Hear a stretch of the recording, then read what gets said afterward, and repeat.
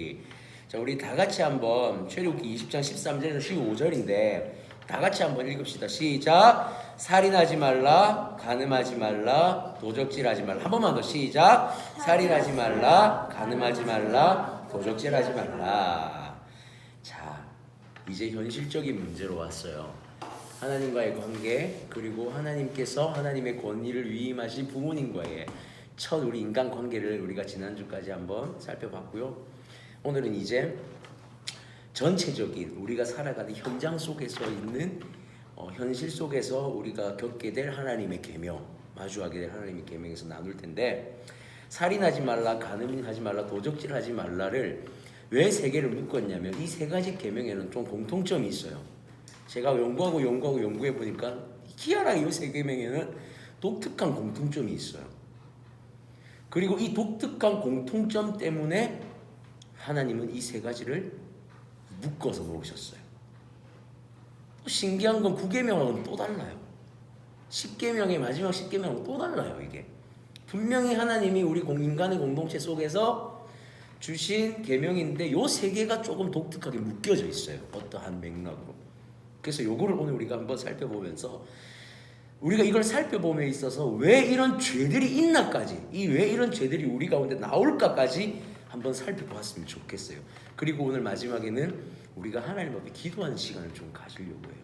그 시간이 반드시 필요하기 때문에 가지려고 합니다. 먼저 우리 죄에 대해서 한번 생각을 해봅시다.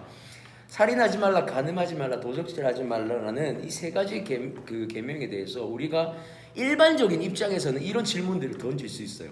과연 살인이라는 이 범위가 어디까지 책정이 되어야지만 우리가 살인을 하지 않는 것일까라는, 또는 이렇게 볼 수도 있죠.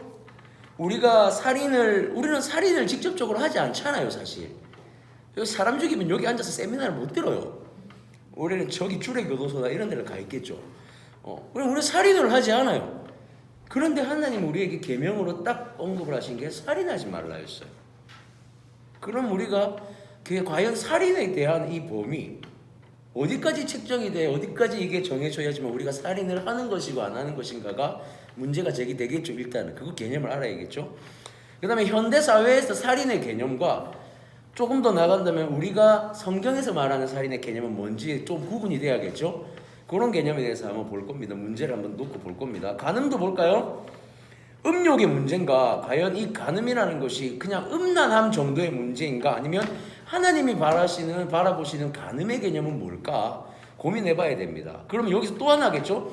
이게 과연 남자의 문제냐, 여자의 문제냐라고 성별의 문제가 될 것이냐?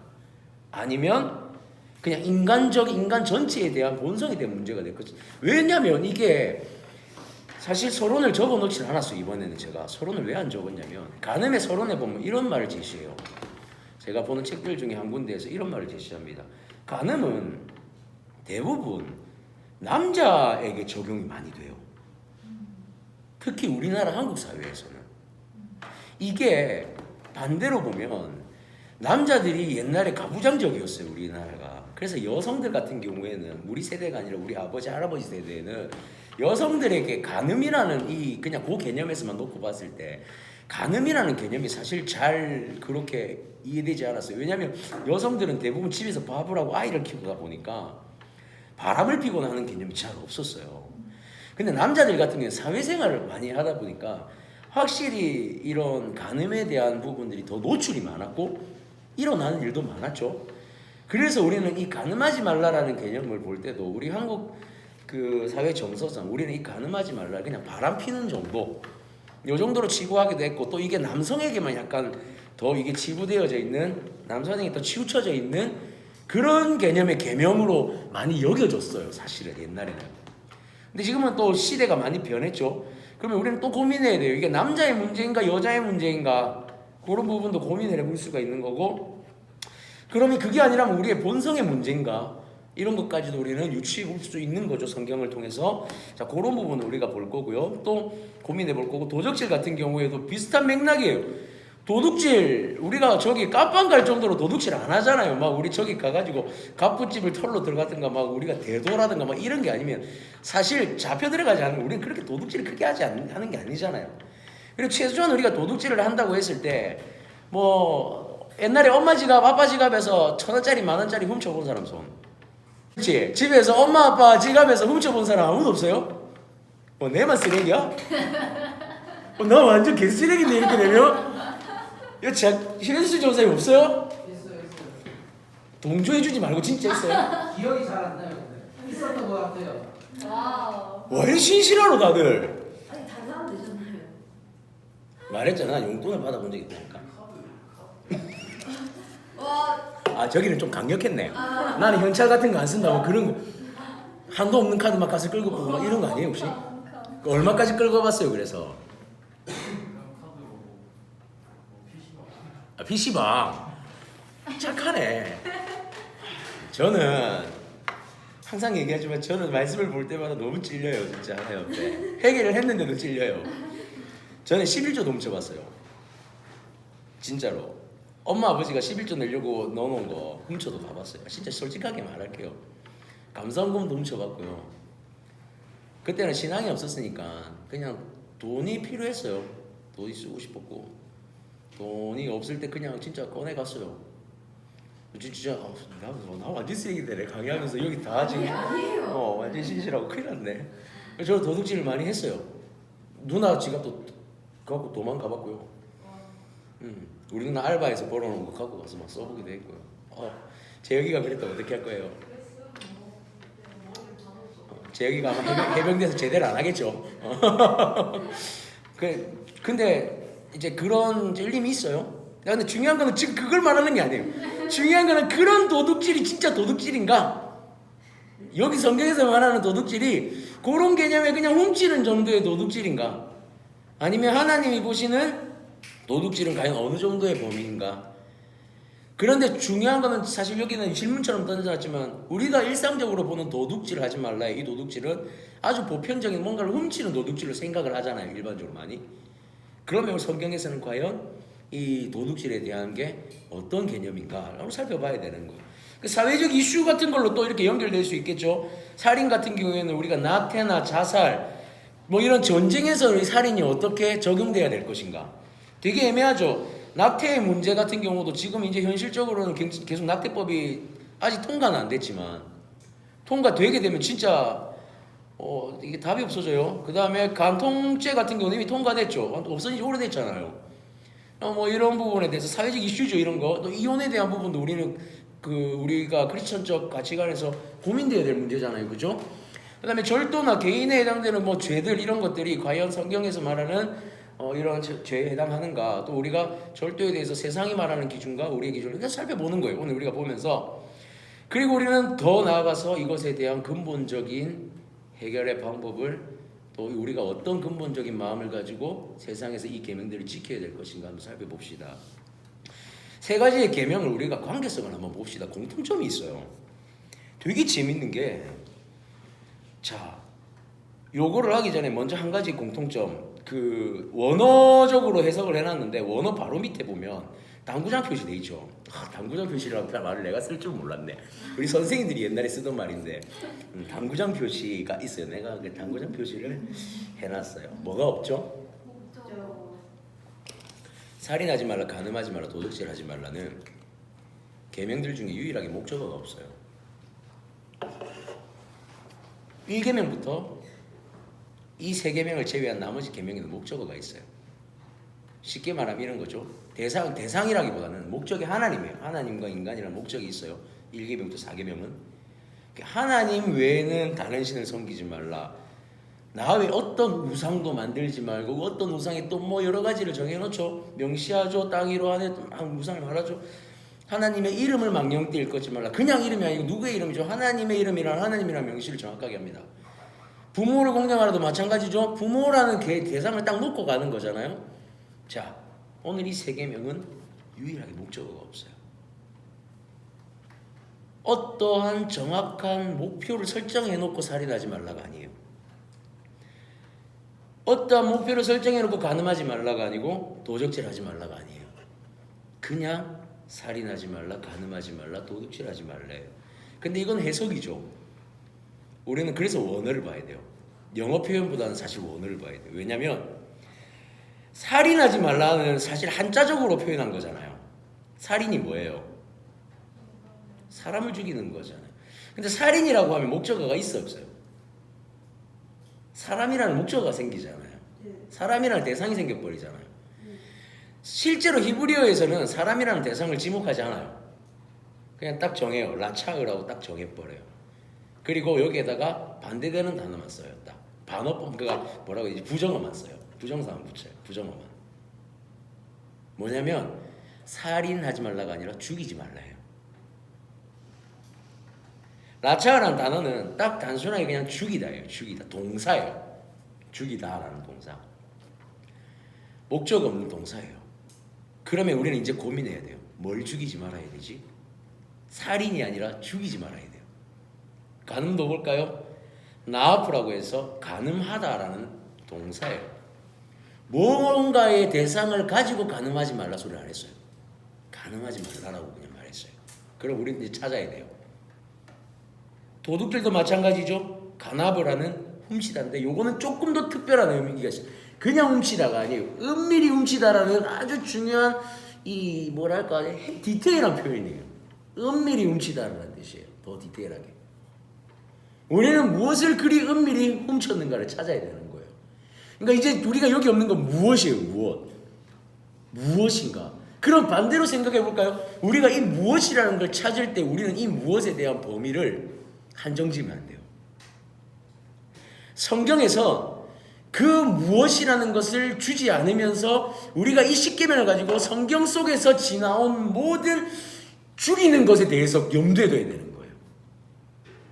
모든 성경 속에 하나님께서 우리에게 말씀하신 간음에 대해서 염두에 둬야 되는 거예요. 하나님께서 도둑질하다라는 이 단어를 썼다는 모든 것에 대해 염두를 둬야 되는 거예요. 어떤 대상에 썼는지 우리는 다 알지 못해요. 중요한 건 하나님이 모든 대상을 뒀다는 사실이에요. 하나님이 이걸 제한하지 않으셨다는 거예요. 밑에 볼까요? 그 몇 가지만 그냥 생각해 봅시다. 다 성경책을 찾으면 우리가 집에를 못 가요. 맞죠? 성경 66권을 뒤지다 보면 우리가 내년에 이제 집에 갈 수 있어요. 그러면 부모님한테 우리가 실종신고를 당할 수 있기 때문에 우리는 오늘 몇 가지만 딱 봅시다. 물리적인 생명 박탈이 있겠죠. 살인에 대한 개념에서는. 실제로 말하는 사람을 죽이는 거예요. 고의적인 살인이 있을 거고 또는 가실치사 같은 경우가 있을 거예요. 성경에서도 민수기에 보면 하나님이 법을 제정하실 때 어떻게 하시냐면 사람을 죽인 것에 대해서 두 가지로 분류를 하세요.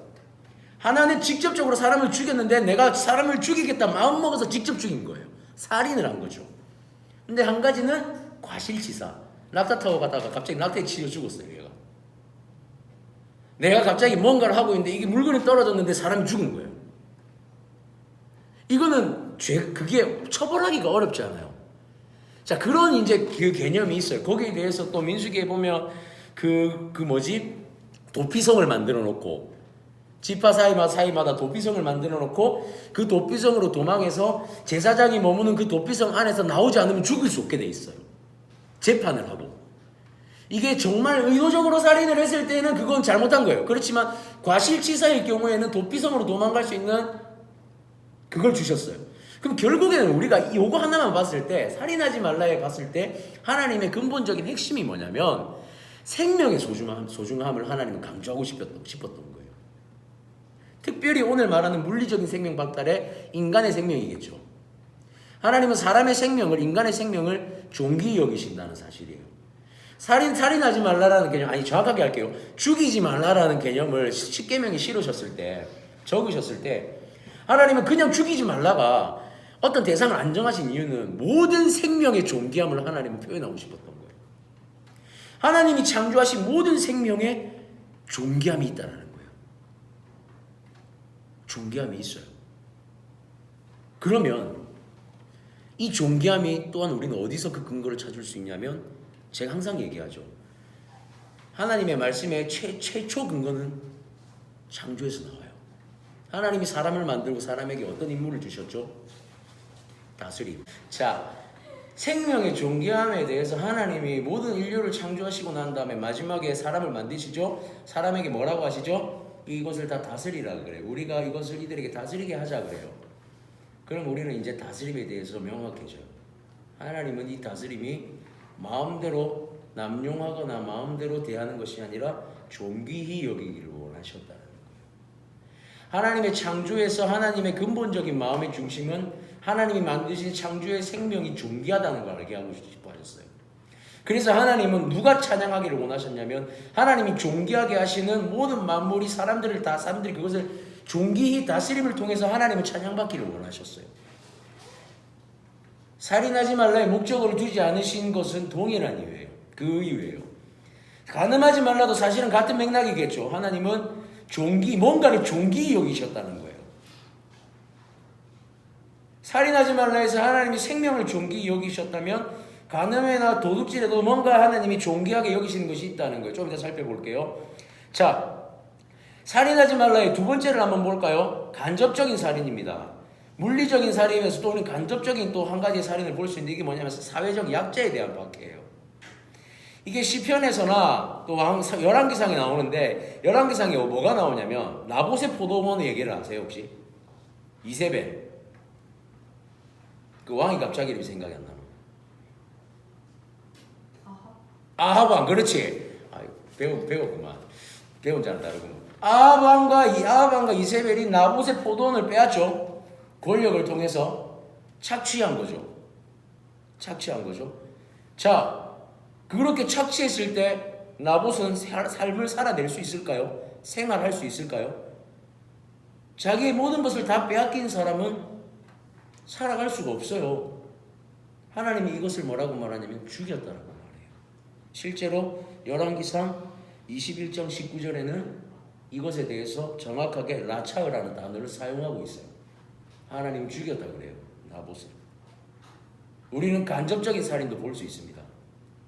생명을 존귀히 여기는 것에 대해서 직접적으로나 또는 직접적으로 죽이는 것에서 고의적인 살인이나 과실치사뿐만이 아니라 누군가에게 그 사람이 생명을 끊을 만한 일을 행하는 것까지도 하나님은 죽였다라고 말해요. 그러면 반대로 이렇게 볼까요?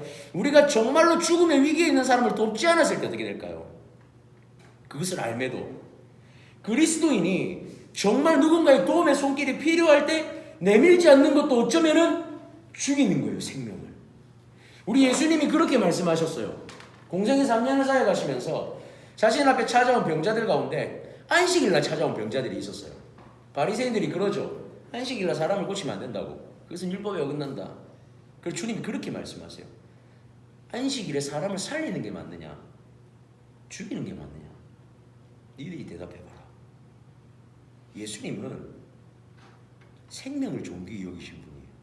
그분의 사역은 언제나 생명이 있었어요.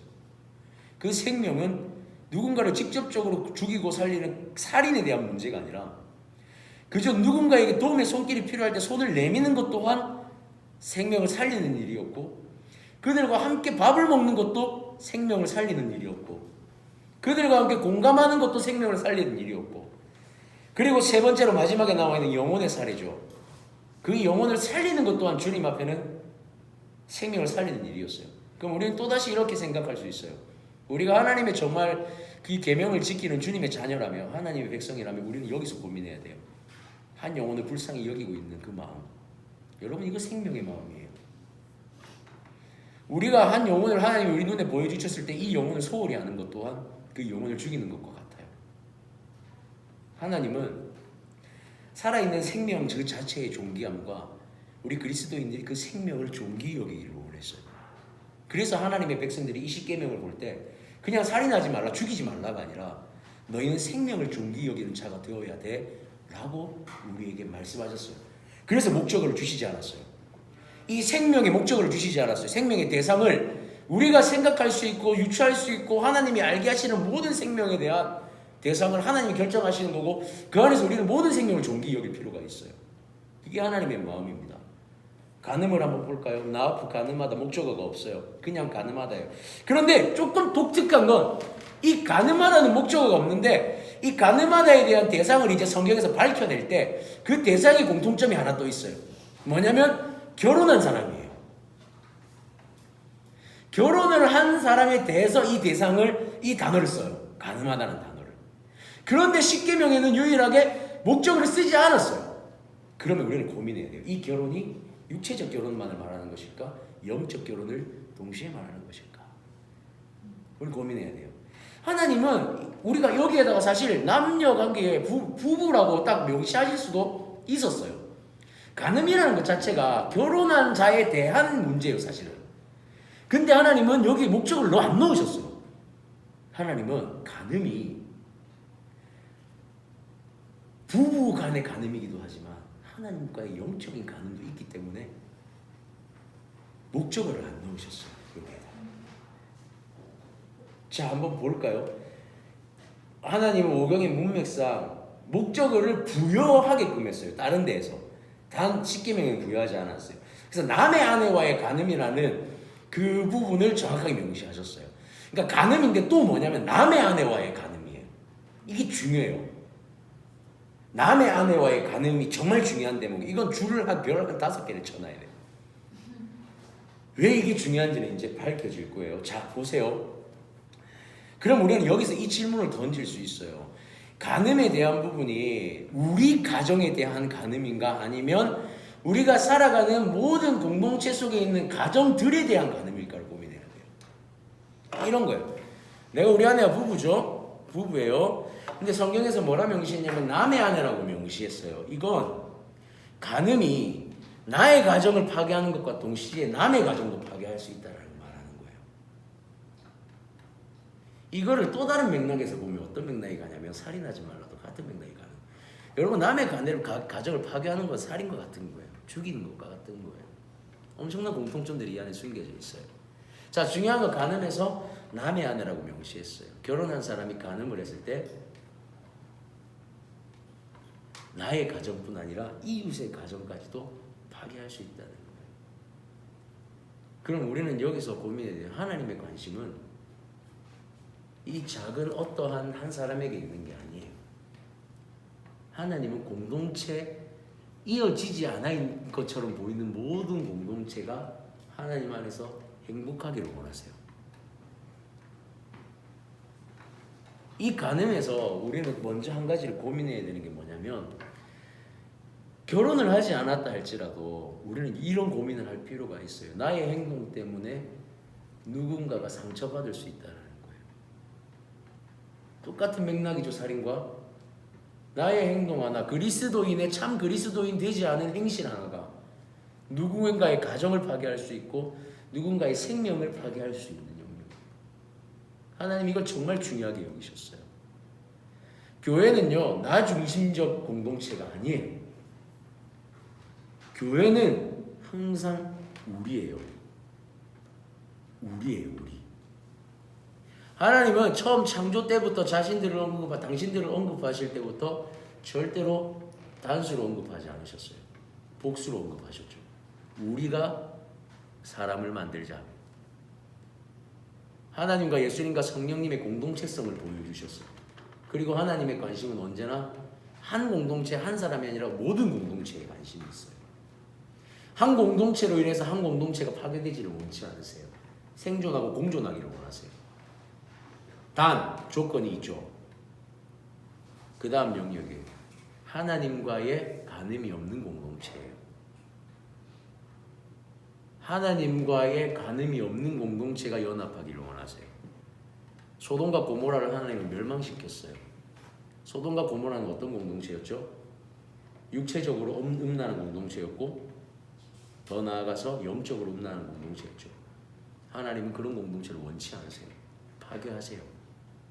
하나님 그런 분이세요. 그러나 하나님 앞에 영적으로 서 있는 공동체가 서로의 공동체를 파괴하지 않기를 원하세요. 남의 아내예요. 남의 아내가 그래서 진짜 중요한 거예요.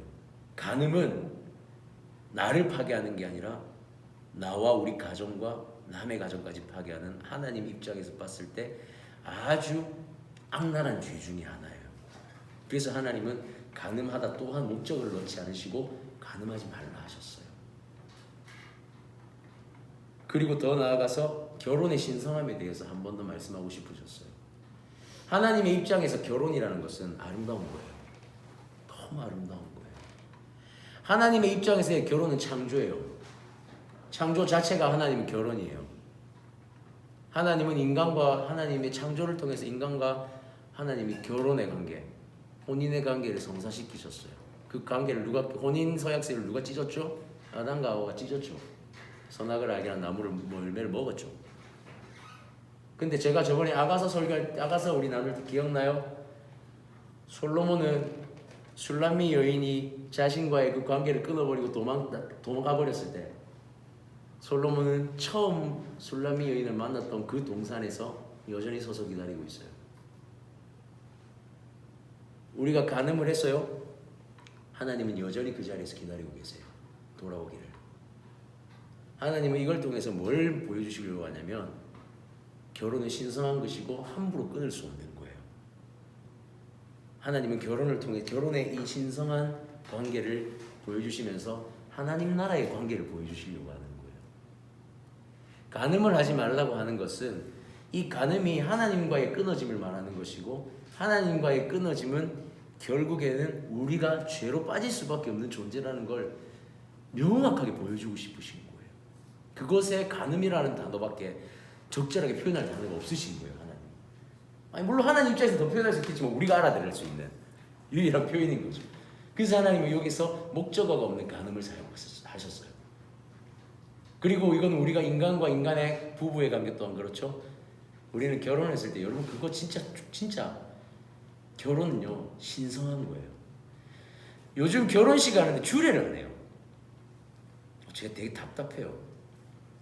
결혼식 하는데 주례를 안 하는 것뿐만 아니라 저는 크리스천들 가운데서도 결혼식을 하는데 예배를 안 드려요. 결혼 예식을 안 해요. 그러지 마세요. 진짜로. 저는 우리 아내가 결혼할 때 예식장 잡자 그랬어요. 우리 그 장모님도 예식장 잡아라. 근데 저는 그랬어요. 교회에서 할 겁니다. 황 목사님 그때 얘기했나요 혹시? 황 목사님이 캐나다 가 계셔가지고 그래도 교회에서 해야 됩니다. 나 황 목사님한테 진짜 전화해서 그랬어요. 목사님 못 오시면 교회만 빌려주십시오. 다른 목사님한테 주례하겠습니다. 그 목사님이 그거는 이러시는 거예요. 그럼 그 부목사님 김현수 목사님 그 목사님도 김현수 목사님이었나? 문현수 목사님. 목사님한테 하죠. 목사님 계속 고민하지. 그래 들어오시는 거예요. 제가 그랬어요. 나는 교회에서 해야 됩니다. 왜냐? 이유는 딱 하나입니다. 예배 드려야 됩니다. 물론 장소의 문제가 아니지만 내가 거기서 예배를 드려야 하는 이유는 모든 성도가 와서 함께 예배 드릴 수 있어야 됩니다. 했어요. 내가 예배 드리는 것도 중요하지만 결혼이 예식인 것도 중요하지만 여기 오는 하객들이 교회라는 곳을 인식하고 와서 예배가 소중하다는 걸 알아야 됩니다. 했어요. 하나님 앞에 결혼은 예식이에요. 예배예요. 하나님 앞에 믿음으로 서약하는 거예요. 하나님 앞에서 우리가 도장 찍는 거예요.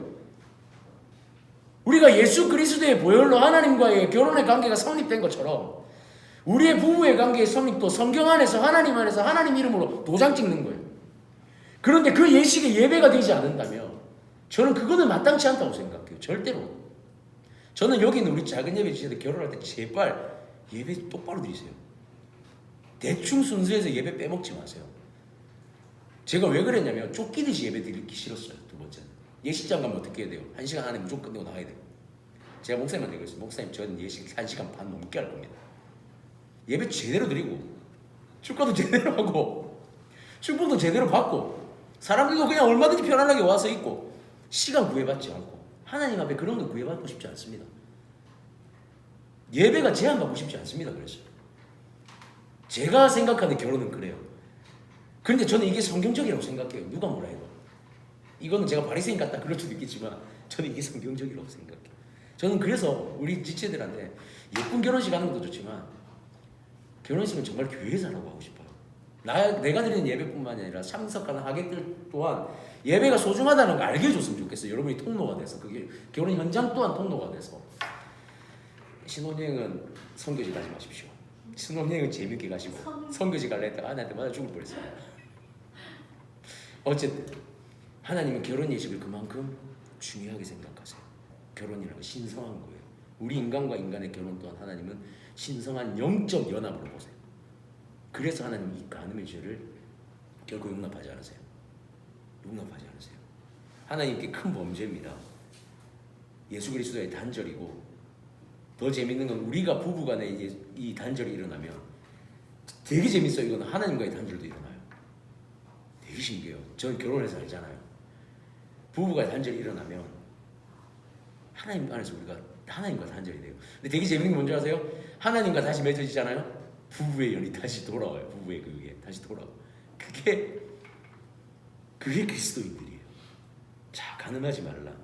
근데 이 보면 살인하지 말라고 굉장히 비슷한 맥락이죠, 그죠? 도둑질하지 말라도 똑같은 맥락이에요. 목적어가 없어요. 근데 여기는 목적어가 없어서 우리는 이제 고민해야 돼요. 과연 우리는 어떤 대상들이 하나님 입장에서 훔치는 걸까? 그래서 보면 소, 양, 염소, 은, 금, 물품 여기까지 보면 물건들을 훔치는 것도 하나님 도둑질이라고 말해요. 그다음에 사람을 훔치는 것도 도둑질이에요. 인신매매. 이건 당연히 도둑질에 들어가겠죠. 근데 또 뭐가 있냐면 사람의 시신을 훔치는 거. 이거는 당시 고대 근동에 실제로 시신을 파서 옮기고 그런 일들이 되게 많았대요. 그래서 시신을 훔치는 것 또한 훔치는 것으로 여겼대요. 도둑질로 봤대요. 근데 여기서 그 다음 중요해요. 사람의 마음을 훔치는 거. 사람의 마음을 변질되게 하는 거. 어둡게 하는 거, 악하게 만드는 거. 이것도 하나님은 도둑질이라고 말해요. 하나님이 바치는 물건을 훔치는 건 당연히 도둑질이죠. 하나님이 홈리와 비나스, 엘리 제사장의 두 아들이 하나님이 그 음식들을 훔쳐가지고 그리고 신전에 있는 여인들을 함부로 범하고 그 제사의 그걸 섬기는 여인들을 함부로 범하고 홈리와 비나스 같은 경우 어떻게 됐어요? 전쟁터에서 하나님 살려주지 않으세요.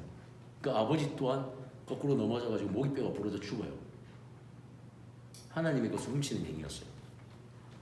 드라빔 신 이거는 뭐냐면 이거는 드라빔이나 신을 훔쳤다는 개념이 아니라 이 사건이에요. 야곱이 형을 피해서 어디로 도망가요? 그 밭쪽에 장작권 사잖아요. 그리고 아버지한테 가서 이 축복 받잖아요. 그리고 어디로 도망가? 삼촌한테, 왜 삼촌한테 도망가? 라반에게 도망가잖아요. 라반에게서 그 집에서 몇 년을 있어요? 14년. 그렇지. 7년 레아, 7년 라헬. 자, 근데 잘 봐요. 여기서 먼저 야곱이 첫 번째 도둑질을 합니다. 근데 이 도둑질은 물건을 훔치는 도둑질이 아니라 라반의 마음을 공격해 하는 도둑질이었어요. 라반하고 약속을 해요. 나갈 때 내 몫을 떼달라 그래요. 근데 라반이 오케이 떼주겠다. 어떻게 떼줄까? 그 야곱이 깨를 하나 내요. 점박이가 있는 양과 염소 이런 애들은 우리가 다 데리고 가겠다. 점박이가 없고 깨끗한 애들은 당신이 가져라. 그 야곱이 수를 써요. 이것들을 다 점박이로 만들어버려요. 요래 작업을 해가지고 싹 훔쳐가죠. 라반이 마음에 상처를 입습니다. 그것 때문에. 야곱의 도둑질이었어요. 근데 야곱의 도둑질이 훔친 도둑질이 아니라 하나님이 여기서 말씀하신 건 라반의 마음을 상하게 한 거예요. 한 사람의 마음을 상하게 한 게 하나님 앞에서는 더 큰 도둑질이었어요. 또 하나의 도둑질이 있었어요. 드라빔에 대한 도둑질인데 이게 바로 라헬이 라반 아버지의 집을 나올 때에 아버지의 집에 있던 드라빔 신상을 하나 딱 가져 나와요. 드라빔은 신상인데 수호신이에요. 그 당시에 그 수호신 신상을 딱 들고 와서 어디에 놔두냐면 낙타 안장 밑에다 숨겨버려요. 자기 낙타 안장 밑에. 그 라반이 드라빔이 없어진 걸 보고 라헬을 찾아옵니다. 누가 가져갔냐? 빨리 말해라. 아무도 모른 척하고 있더니 그럼 다 내려라 낙타에서. 내가 다 뒤지겠다. 그냥 라헬이 안 내려. 아빠가 의심을 해. 근데 라헬이 뭐라 그러냐면 내가 생리 중이라서 내릴 수가 없다. 왜냐하면 당시에 생리를 하는 월경을 하는 여인은 부정하다고 해서 만질 수도 없었고 가까이 할 수도 없었어. 그래서 나는 지금 생리 중이라 내릴 수가 없다. 결국엔 라헬이 뒤지지 못하면서 라반이 뭐라 그러냐면 나는 이제 죽었다 그래요. 드라빔이 없어졌기 때문에 나는 죽었다 그래요. 물론 우상에 대한 부분이었지만 여기서 말하고자 하는 건 라반의 마음을 훔친 거였어요. 라반이 죽었다고 생각할 정도의 행위를 한 거예요. 그 영향을 준 거예요. 하나님은 이것 사람의 마음을 훔치는 그 도둑질, 사람의 마음을 상하게 하는 도둑질을 도둑질이라고 말합니다. 그리고 마지막에 뭐라 되냐 여호와의 말씀. 하나님의 말씀을 훔치는 건 뭘까요? 뭐가 하나님의 말씀을 훔치는 걸까? 잘못된 지식. 왜곡하는 거, 잘못된 지식으로 왜곡하는 거. 하나님의 말씀을 훔친다는 건 그런 거예요. 어디 나오죠? 사사기에 나오죠. 전에 한번 얘기했죠. 사사기 끝에쯤에 보면 레위인이 아닌데도 불구하고 자기 아들을 제사장으로 만들지를 않나. 그런 사건들이 나와요. 갑자기 이름이 또 생각이 안 나요. 요새 건망증이 많네요. 왜 이러지 요즘에. 그 일이 나오죠. 그래놓고 아론의 자손이 아닌 레위인을 자기 집에 제사장으로 들여버려요. 그래놓고 그러죠. 하나님이 우리를 축복하실 거다. 하나님은 그렇게 말씀하신 적이 단 한 번도 없어요. 하나님 축복하겠다고 언급하신 적이 단 한 번도 없어요. 그런 걸. 어떻게 되죠? 이스라엘이 쪼개져요. 지파가. 나중에 그거 사건으로 인해서 베냐민 지파가 다 죽어요. 전멸당할 위기에 처해요. 하나님은 그런 걸 허락하신 적이 없어요. 하나님의 말씀을 왜곡하는 것만큼 하나님 미워가 싫어하시는 건 없어요. 그래서 우리는 그렇게 봐요. 성경을 볼 때 하나님의 말씀은 1.1획도 틀린 것이 없다. 그것은 성경책을 말하는 게 아니라 처음 원어에 적혀진 하나님의 그 말씀 자체를 말하는 거예요. 변함이 없어요. 틀림이 없어요. 해석에서는 오류가 생길 수 있어요. 인간적 해석이 있기 때문에. 그런데 하나님이 처음 주신 그 말씀에는 절대 오류가 없다라고 봐요. 우리는 표현을. 하나님의 말씀을 왜곡해서도 안 된다는 거죠. 우리는 그것까지도 하나님 도둑질이라고 합니다. 그건 뭘 훔치는 거예요? 하나님의 마음을 훔치는 거예요. 하나님의 마음을 기록한 말씀을 우리 마음대로 오용하고 인용하고 우리 마음대로 행한 것은 하나님의 마음을 훔치는 행위예요. 표현하자면 훔칠 수도 없겠지만 하나님이 이걸 도둑질한다라고 말해요. 세 가지의 내용을 볼까요? 살인하지 말라, 간음하지 말라, 도둑질하지 말라. 첫째, 목적어가 없어요. 두 번째는 하나님은 생명의 존귀함. 결혼도 마찬가지예요. 생명의 존귀함. 하나님의 창조 섭리에 생명의 존귀함이 공통점이에요. 이 범위에 목적어를 두지 않은 이유는 모든 생명과 모든 관계와 모든 연합이 존귀하다는 거예요. 단 하나님 안에서 하나님 중심으로 선 연합을 말하는 거예요. 아무 연합이나 말하는 게 아니에요. 하나님의 이름으로 예수의 이름으로 연합된 공동체가 얼마나 소중한지를, 그리고 우리는 그 공동체를 깨지 않고 연합된 공동체를 서로를 섬기는 거예요. 서로 섬기는 거예요. 그 세 번째 공통점은 셋 다 영혼에 관한 영역이라는 거예요.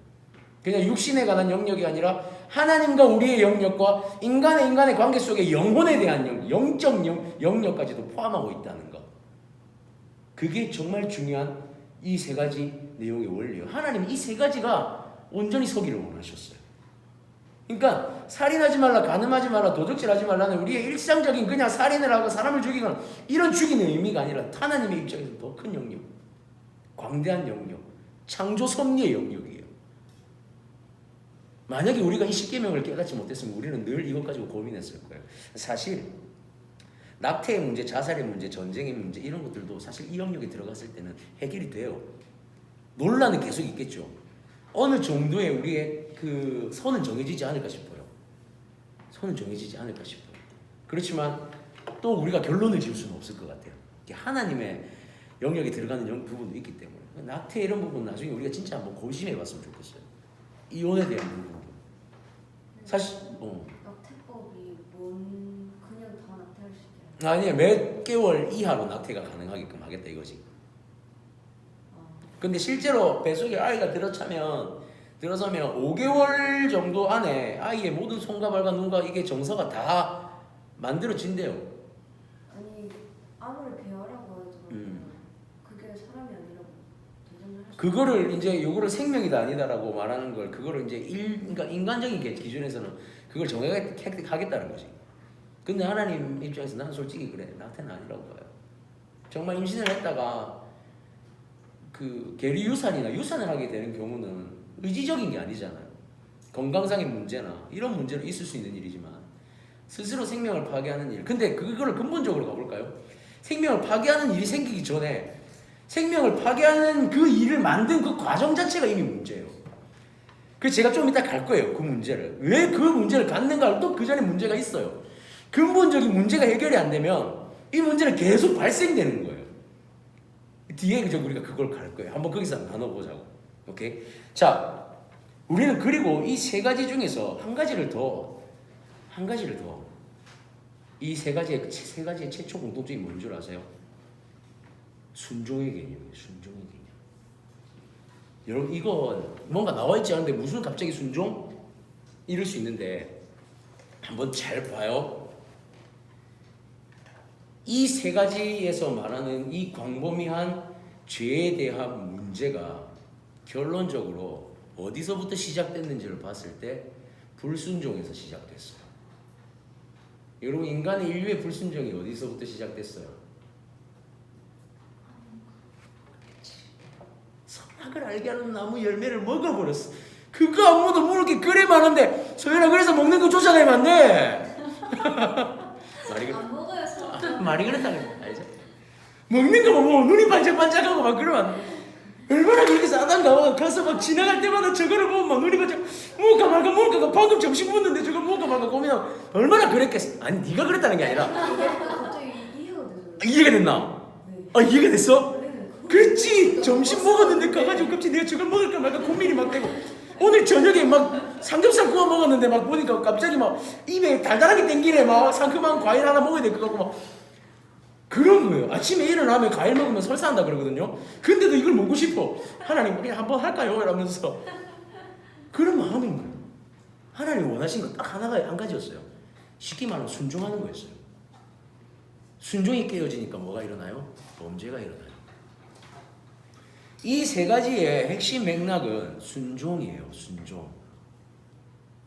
하나님과 순종인데 이 순종은 결국 언제 일어나냐면 하나님과 친밀할 때 순종이 일어나요.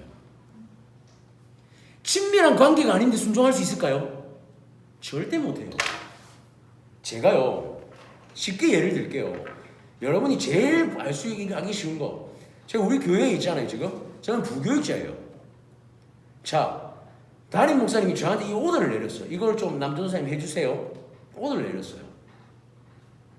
제가 담임 목사님을 별로 안 좋아해요.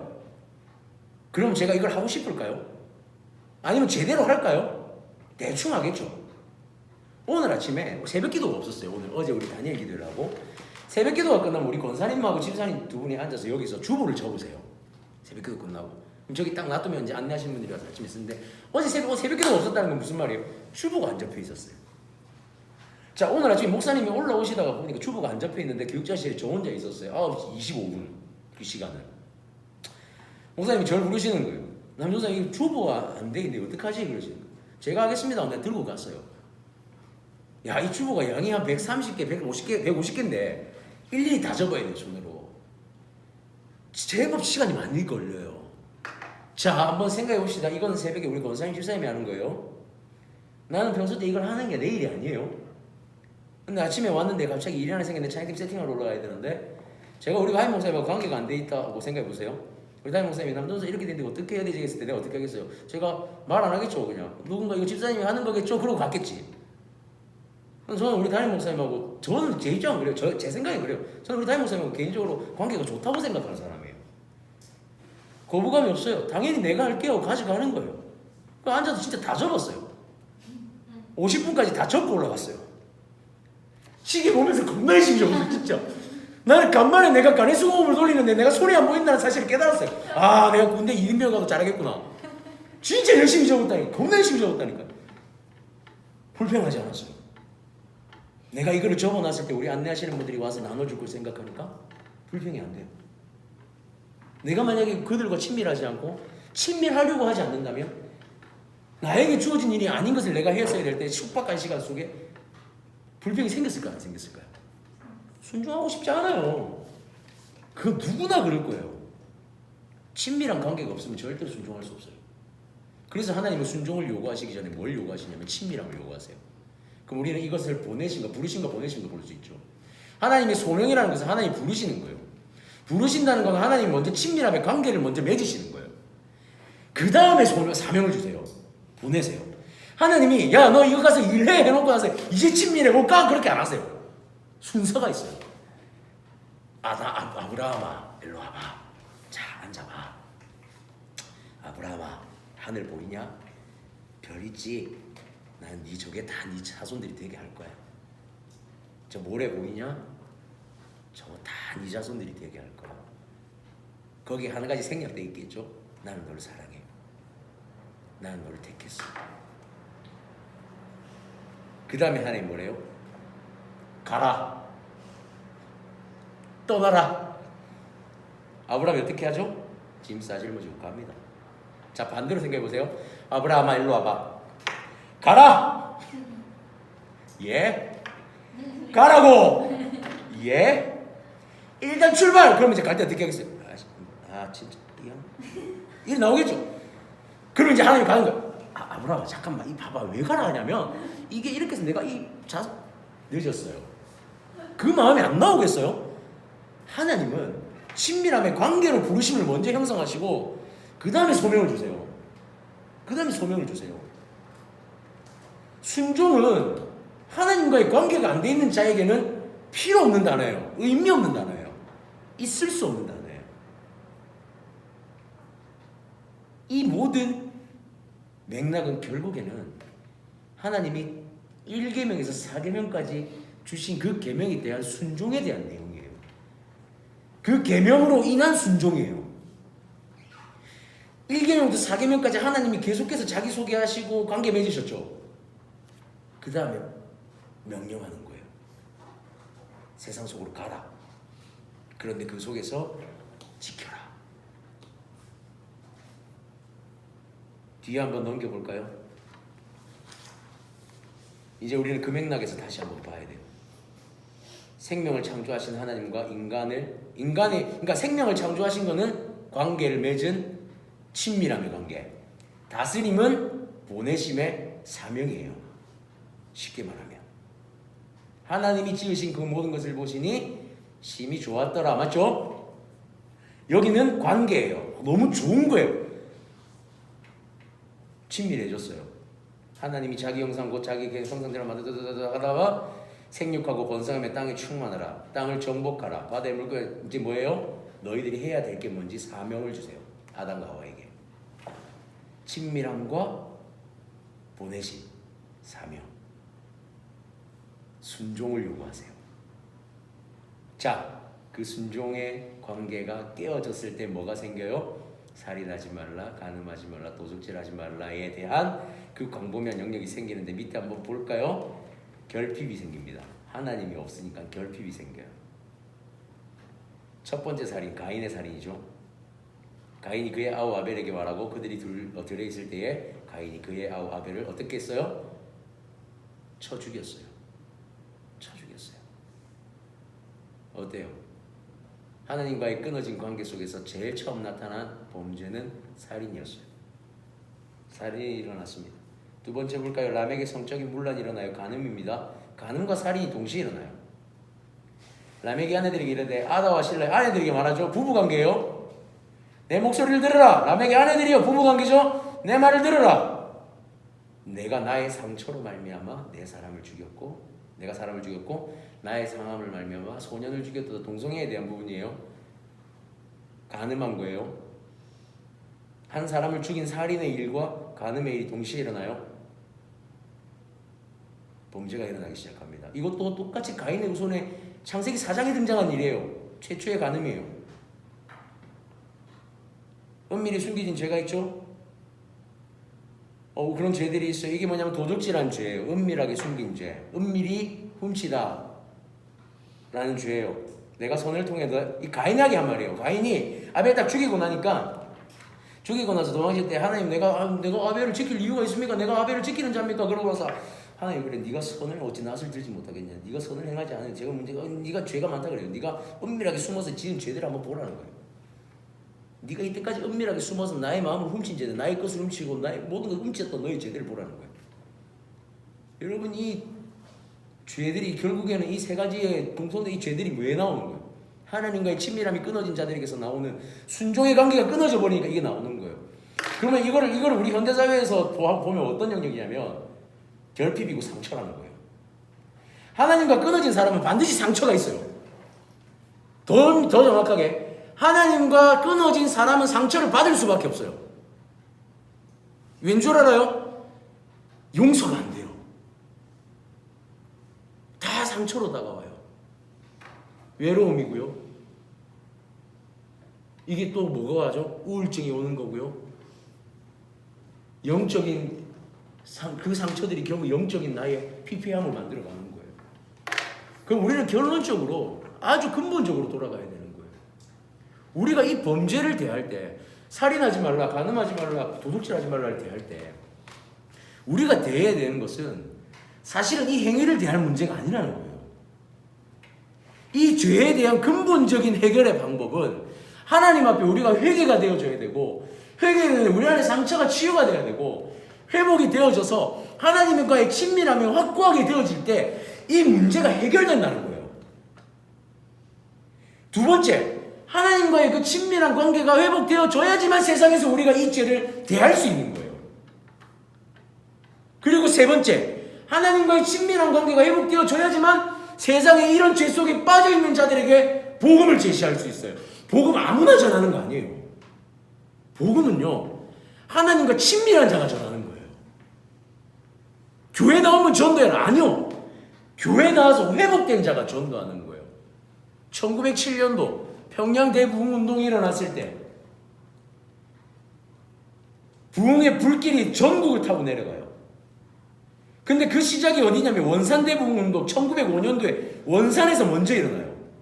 아주 작은 회개의 고백부터 시작되고 그게 평양으로 옮겨져서 사경회, 말씀 사경회가 열리는데 당시 길선주 장로님이 강단에 올라가서 그래요. 내가 내 친구의 물건을 훔쳤습니다. 친구가 죽을 때 나에게 재산을 맡겼는데 내가 그것을 그 아내에게 전해줬어야 되는데 내 마음에 욕심이 있어서 그걸 훔쳤습니다. 근데 되게 재밌는 게 뭔 줄 알아요? 저는 그 대목을 이 말씀을 준비하면서 내가 그 아내의 물질을 훔쳤습니다 고백이 아니었어요. 길선주 목사 장로님의 고백은 내가 이걸 훔침으로 말미암아 이 가정이 어려움을 겪었고 이 가정이 죽을 고비를 겪었고 나는 살인을 했고 나는 도둑질을 했고 나는 하나님 앞에 영적 범죄를 저질렀습니다. 이 고백이에요. 그냥 도둑질했다는 고백이 아니었어요. 평양대부흥운동의 그 사경에서 그 한마디의 고백이 어떤 역사를 일으키냐면 복음이 되어 흘러가기 시작해요. 그곳에서 수많은 하나님의 사람들이 회개하기 시작하고 하나님과의 친밀한 관계를 회복하기 시작해요. 회개의 역사가 어떤 운동으로 이어지냐면 백만구령 운동이나 어린이 주일학교 사역들로 이어지기 시작해요. 대한민국 전역에 복음의 사역들이 시작돼요. 복음은 아무나 전하는 게 아니에요. 복음은 우리가 전하는 게 아니에요. 복음은 회복된 심령을 통해서 흘러갈 뿐이에요.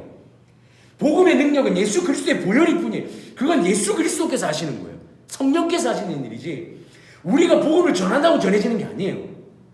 우리가 하나님 앞에 회복된 심령이 되어지면 우리 공동체가 회복되는 거예요. 내가 한 사람이 회복되어지면 그 영성이 흘러가는 거예요. 그게 또 다른 공동체로 이어져요. 남의 안에 아까 그랬죠. 내가 잘못된 것이 되는 것처럼 반대로 하나님의 거룩한 영도 똑같이 흘러가요. 다른 공동체로 또다시 흘러가겠죠. 그래서 성경에는 하나님의 은혜가 어떻게 표현되어지냐면 시편 103편에 그렇게 고백돼요.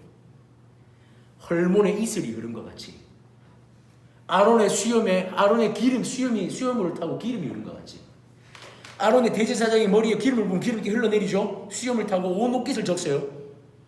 이 기름이 흘러내린다는 게 뭐예요? 하나님의 풍요한 은혜가 머리로부터 누군가를 통해서 한 사람으로부터 흘러내려가는 거예요. 헐몬산에 있는 그 수많은 눈 덮인 산에 이스라엘에 365일도 눈이 덮여있는 헐몬의 산에 잠깐 따스한 빛이 비쳤을 때 물이 흘러내려가요. 녹아서 눈이. 근데 그게 이스라엘과 중동 지역의 모든 강으로 이어가요. 그게 헐몬의 이슬이 아주 작은 새벽에 그 작은 이슬 하나가 그 땅을 적셔요.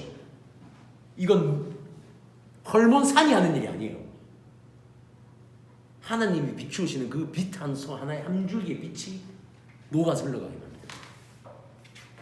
살인하지 말라, 간음하지 말라, 도둑질하지 말라. 하나님은 이 죄를 명시하기 위해서 주신 게 아니에요.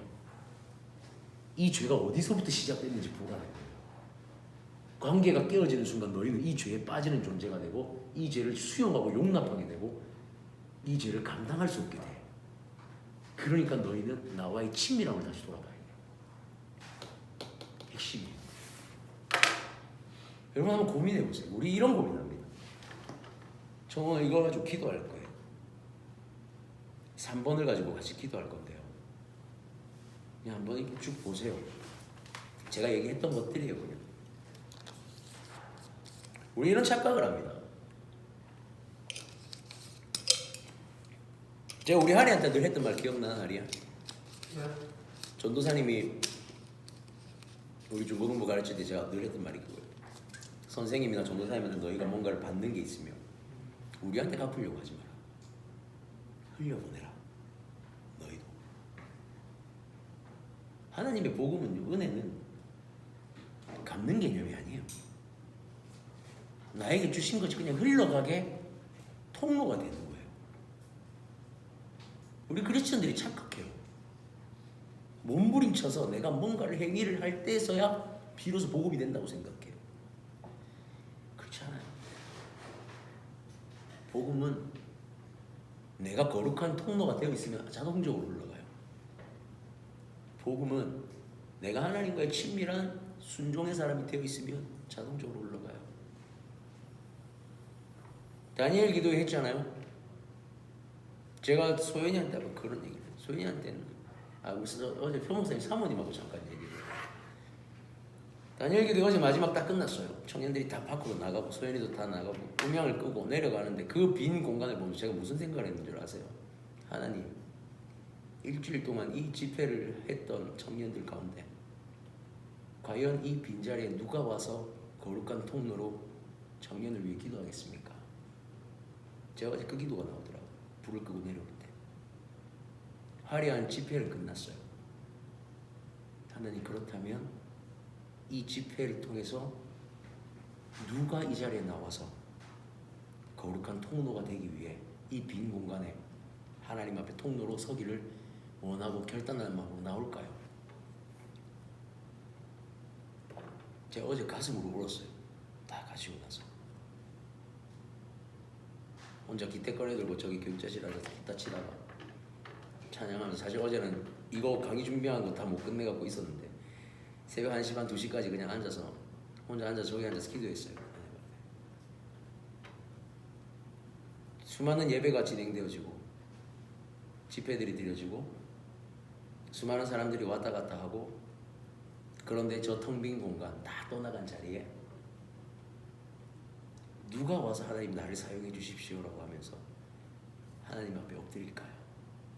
아무도 없는 곳이지만 하나님 앞에 자신을 내어놓고 순종하고 헌신하고 자기를 태워서 드릴 만한 사람은 누굴까요? 하나님.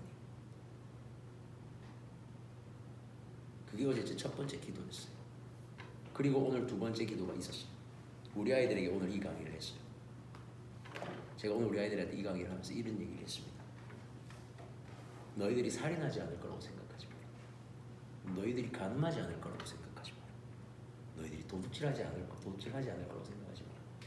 너희가 하나님과 친밀해지지 않는다면 너희는 너희가 가진 지식으로 살인을 할 거고, 너희는 너희가 가진 지식으로 가늠을 할 거고, 너희가 가진 지식으로 도둑질을 하게 될 거다.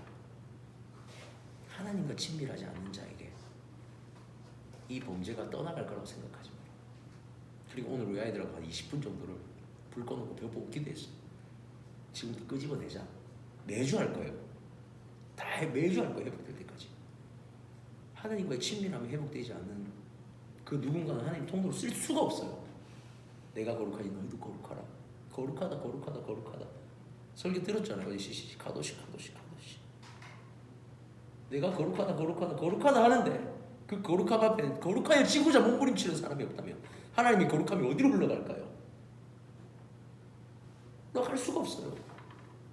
너무 가슴이 아팠어요. 그래서 하나님, 저렇게 화려한 집회를 맡고 화려한 예배, 화려한 찬양팀, 두 손을 들고 찬양하고 두 손을 들고 기도하고 두 손을 들고 사람들이 있는 곳에서 함성을 질러요. 저도 그랬잖아요. 셀레브레이션도 많이 하고 찬양인도 하면서. 그런데 수련회가 끝나고 홀로 하나님 앞에 나오는 자가 누가 있는가 살펴봤을 때 그리 많지 않았어요. 정작 하나님 앞에 자기의 죄를 고백한다고 맨날 며칠을 수련회하면서 기도했지만 그때가 다 해결된 것이 마냥, 그 수련회에서 회개한 것이 다인 것 마냥 나 이제 회개했어 라고 단정 지어버리는 그 모습들, 여러분 진짜 우리에게 그 모습 있지 않아요? 우리 매일 하나님 앞에 나아가도 부족한데. 제가 아까 그랬잖아요. 말씀을 볼 때마다 옛날에 그 죄가 떠올라 죄책감이 아니라 내가 얼마나 무지한 존재인지를 볼 때마다 깨달아요. 또 회개할 수밖에 없어요. 하나님, 또 내가 무슨 죄를 지었나요, 하나님? 혹여나 내가 또 죄를 짓지 않았습니까, 하나님? 그런데 또 알아요. 제가 어제도 죄를 지었다는 사실을, 오늘도 죄를 지었다는 사실을 분명히 기억하는 것도 있어요. 그런데 우리는 그걸 또다시 그 자리에서 회개하려고 하잖아요. 하나님 앞에 거룩한 존재로 나아가려고 하지 않아요. 그게 안 되면 친밀해질 수가 없는데. 그런데 물어봐요. 이제 교회 오면. 설교 끝나면 속으로 모여가면서. 하나님 사랑해? 예, 하나님 사랑해요. 진짜? 예. 진짜로? 진짜 하나님 사랑해요? 하나님 앞에 진짜 한 사람으로, 내가 순종된 사람으로 엎드리세요 지금? 저는 하나님한테 진짜 죄송해요. 진짜 죄송해요. 우리는 고민해야 돼요. 하나님 말씀하신 이 죄악들 가운데 우리는 지금 얼마나 노출되어 있고 내가 얼마나 이것들을 행하고 있는지 한번 보세요. 충격적이었어요. 저는 저를 볼 때. 그래서 오늘 어떤 나눔보다